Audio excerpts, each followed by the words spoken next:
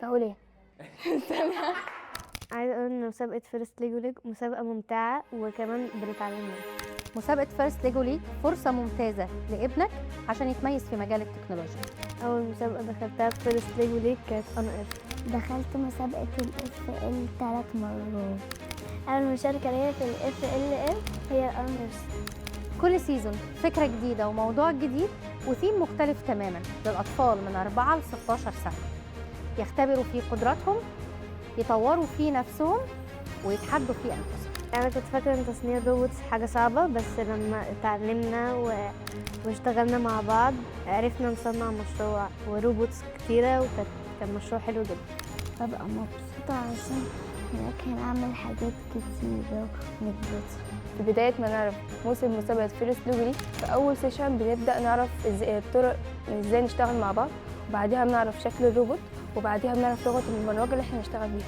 وهنا بيجي دورنا ان احنا ندربهم ونعلمهم ازاي يستخدموا مهارات تقنية مهمة زي البرمجة، الروبوتكس، التصميم الميكانيكي، انترنت الاشياء، الذكاء الاصطناعي، بالاضافة الى الكور فاليوز اللي بتشكل السوفت سكيلز عندهم وتاخدهم لطريق النجاح. اتعلمت ازاي نبقى تيم وورك، ازاي نعمل حاجات بالفيديو، وازاي نعمل كودنج وبروجرامينج.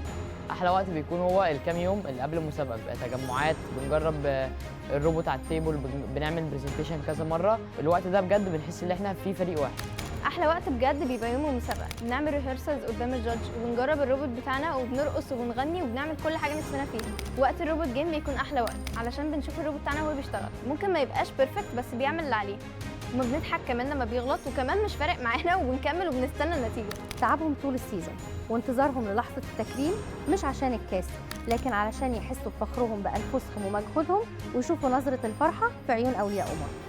ان انا لما دخلت المسابقة انا كنت فاكرة ان الموضوع صعب وان الاطفال مش هيقدروا يعملوها، بس انا لما دخلت طلع الموضوع العكس. لا، وتعليم وكمان متعه.